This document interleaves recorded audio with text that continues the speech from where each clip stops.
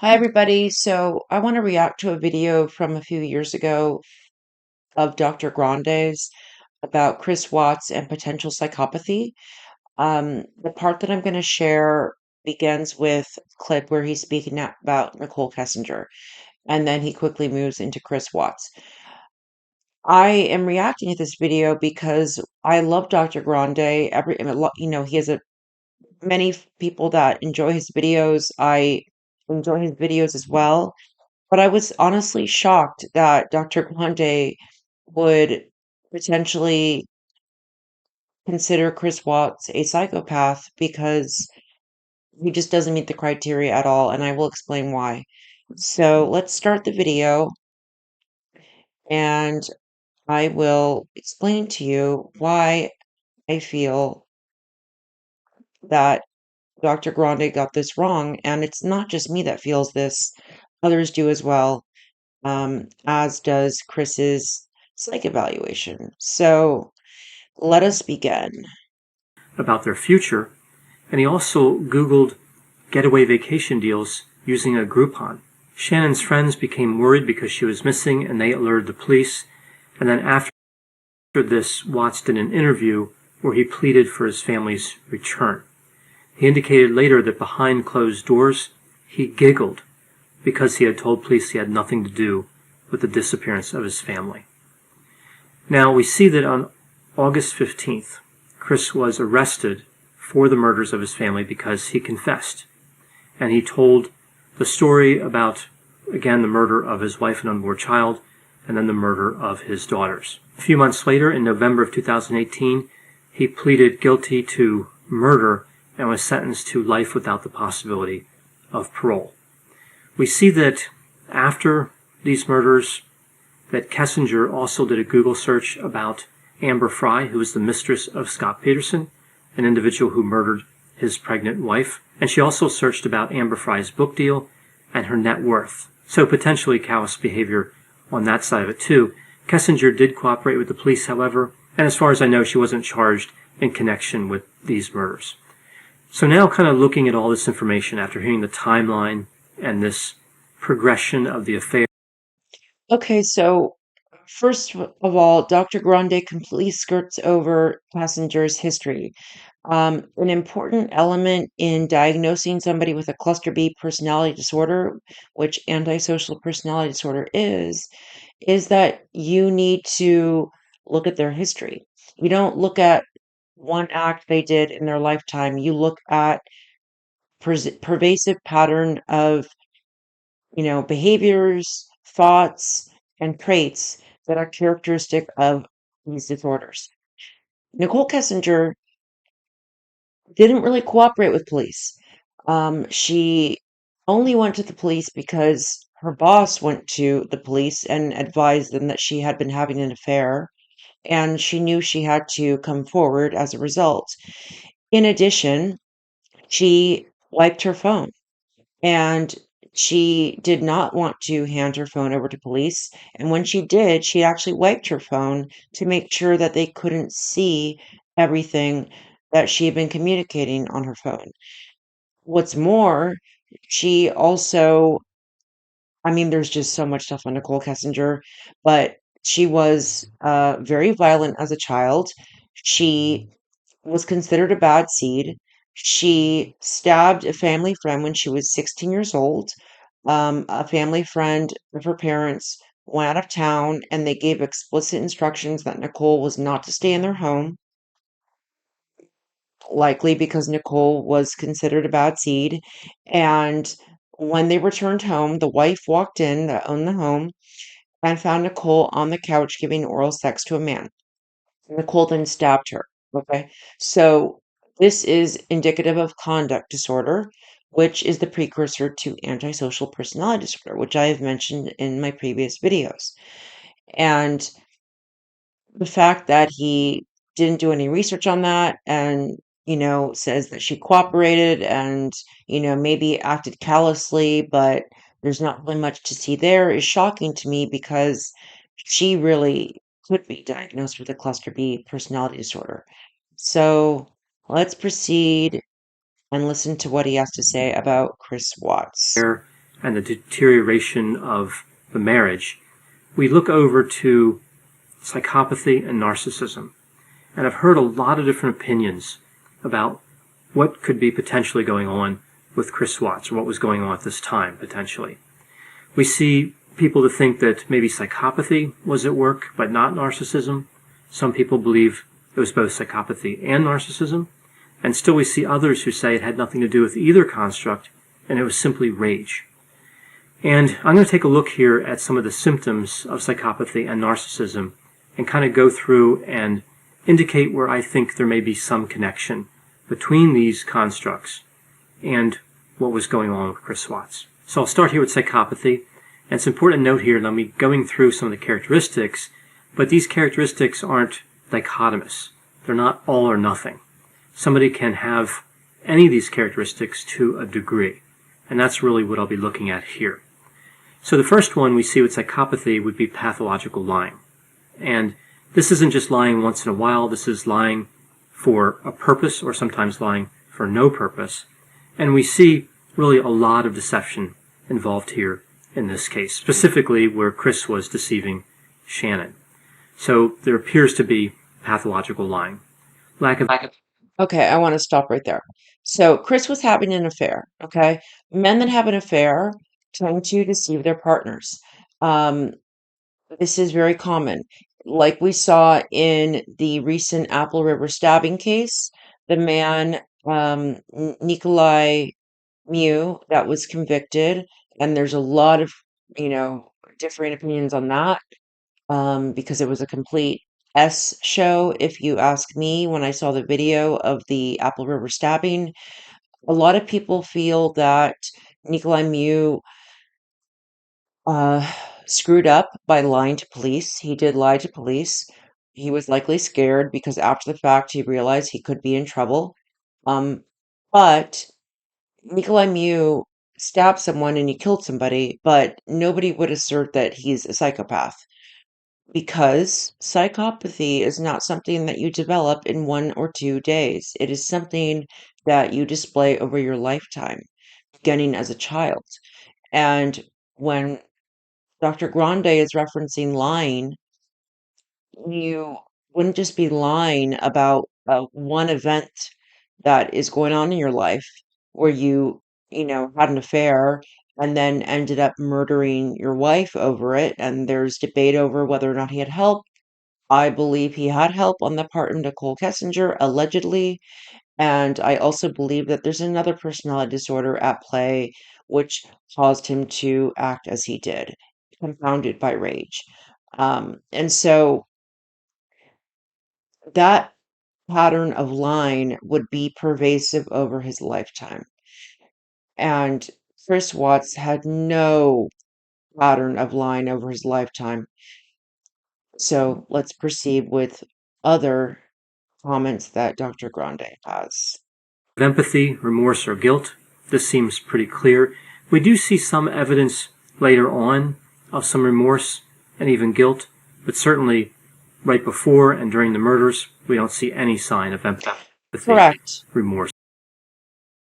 Correct. We don't see a sign of empathy immediately following the murders because he was trying to get away with it. And he knew that he was in serious trouble, and that is why.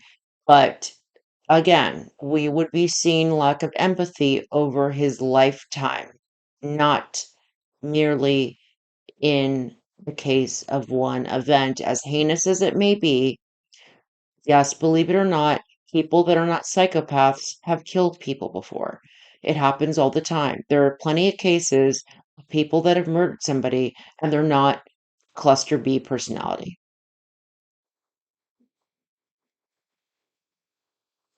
Or guilt. Another indication of psychopathy is violating society's norms, and of course committing murder would qualify as that. The next characteristic. Okay, so violating society's norms. Of course, murder would qualify as that. Yeah, it would. However, again, it would be a pervasive pattern of violating society's norms throughout your lifetime, beginning as a child. So, for example, Nicole Kessinger stabbing a woman when she was 16 is violating society's norms. There's more about Nicole Kessinger that we don't know. But what we do know is from studying actual psychopaths and sociopaths. For example, Israel Keys is a great case you can look up. It's a pretty scary case because he is a true sociopath. And before he began serial killing, would break into people's homes. He would sometimes just move things around and then go watch because he was intrigued by doing that. Ted Bundy had a long history of violating societal norms, um, abusing animals. See, these are the types of things that sociopaths and psychopaths do. So it's not a one time catastrophic event. It's a pattern of behaviors over their lifetime. And I'm shocked that Dr. Grande doesn't mention this. Is irresponsibility, and I think it's safe to say, based on the horrific crime he committed, that was certainly irresponsible. Maybe not in the way we usually see with psychopathy. The irresponsibility is usually more related to on a long-term basis. Exactly. All of this is related to a long-term basis, not just a short-term 1 or 2 days, or even 2 weeks. It's over your lifetime. So Chris Watts was very responsible.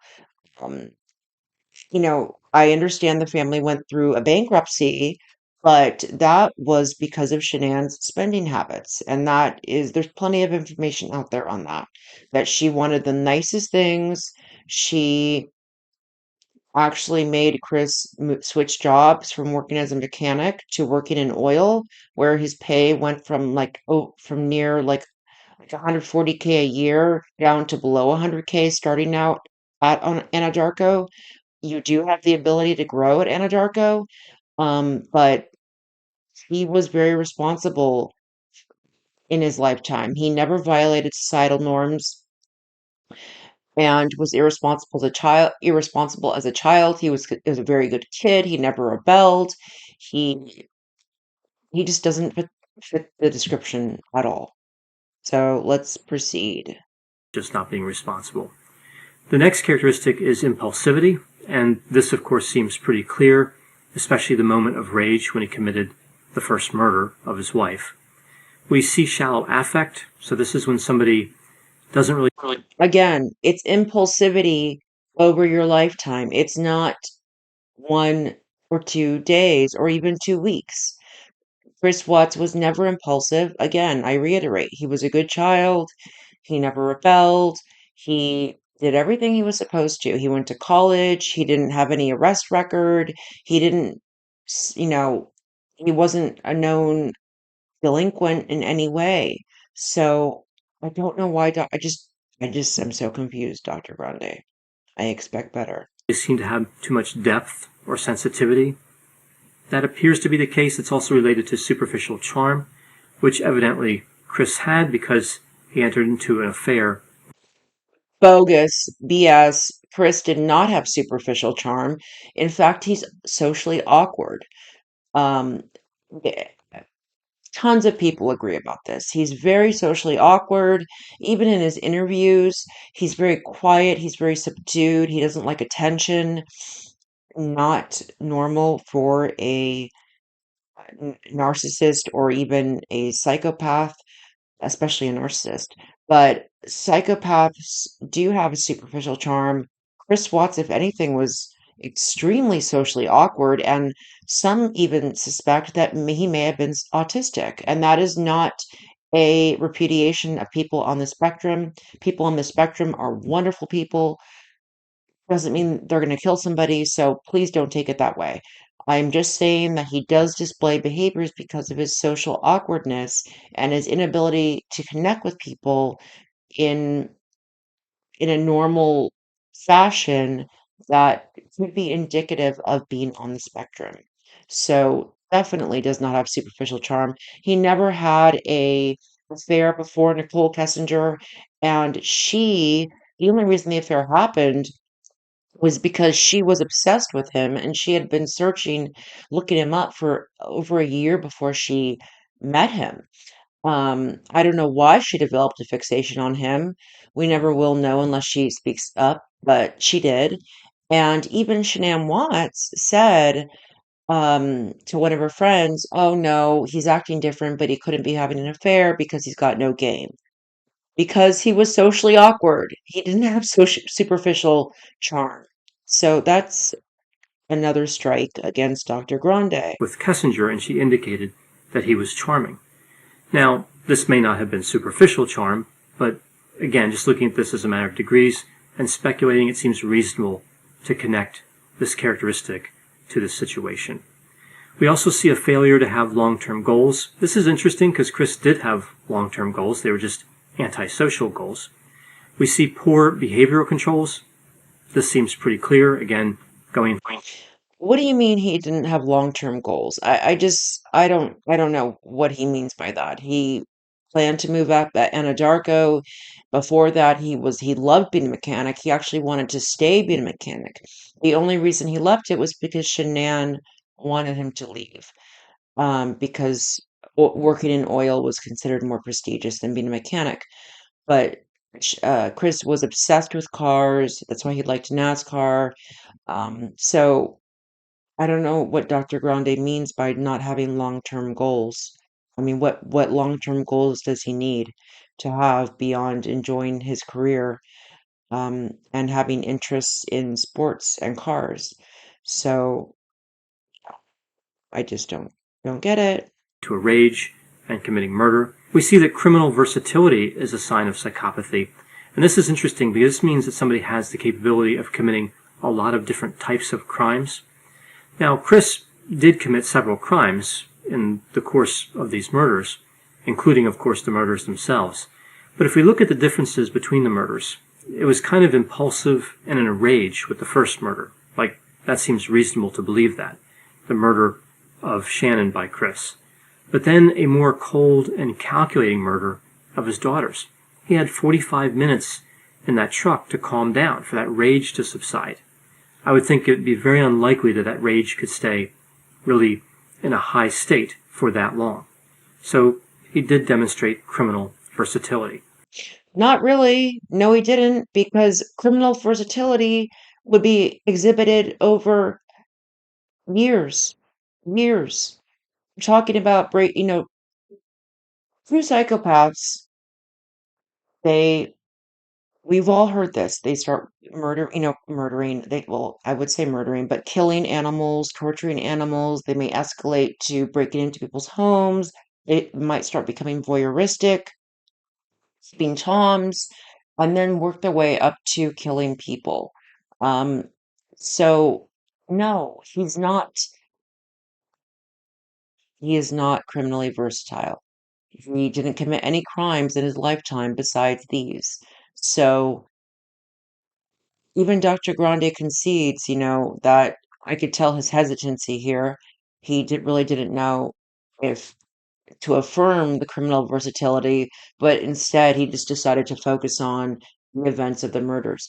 Mind you, also, I would add, we do not know for a fact the timeline of the murders. We do not know if Chris was alone in acting.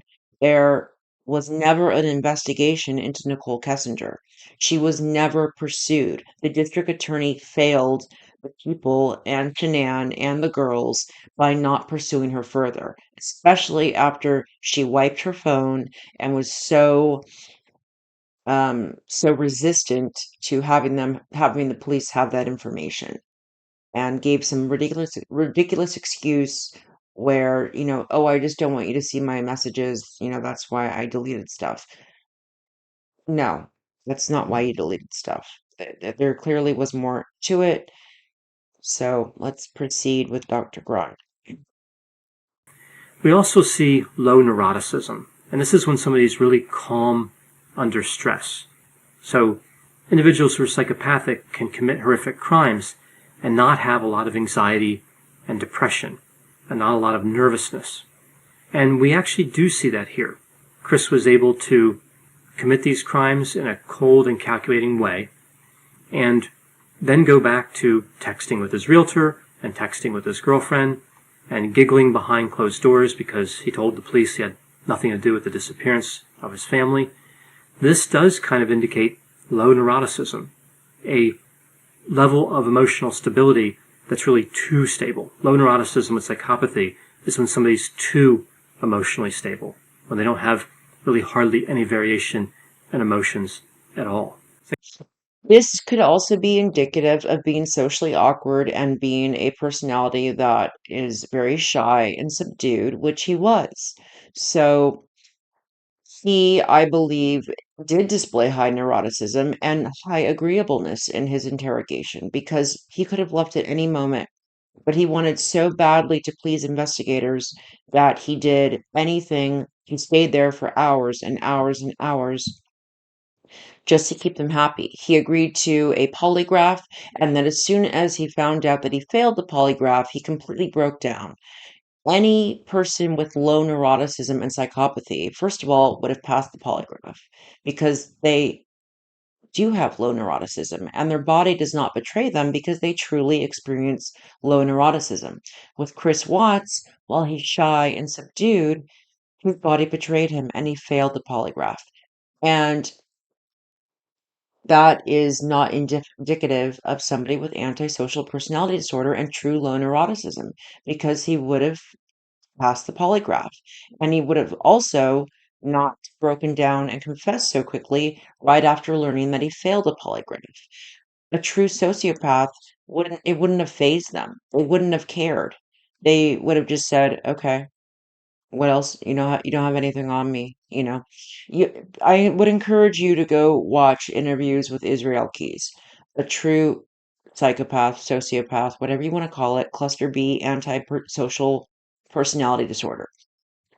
Chris Watts meets the criteria for dependent personality disorder, which is a cluster C personality disorder. And these people are highly dependent on their partners. They are very conflict avoidant. They will do anything to appease the person that they are dependent on. As a child, he was likely dependent on his mother. It was transferred to Shanann once he married her. And then, because he was so, um, I would say, restricted by Shanann for so many years as she was very dominant, and many people said she was quite overbearing. Chris even remarked once, "I'd like to at least be able to hang a picture in my own home once in a while." To say something like that tells me that he really was so submissive and but he did yearn to partake in the relationship. And there's a lot of video documentation to show that Chris was kind of walked all over by Shanann. So, dependent personality disorder, then, I believe in his case, was transferred to Nicole Kessinger. And people with dependent personality disorder, again, will do anything to make the person they are with happy. So, when Nicole, I believe, conveyed to him that she wanted a life with him, but she did not want to deal with an ex and kids, compounded by the years of resentment that Chris felt for being so, you know, subdued by Shanann, feeling like she was extremely overbearing, causing a rift with his family. However you feel about that is how you feel about that. But the reality was there was a rift with his family, and he did not appreciate that. So my point is, when Nicole likely gave him an ultimatum that I don't want to deal with an ex and kids, Chris felt that he had no other choice but to act, compounded by the rage and resentment.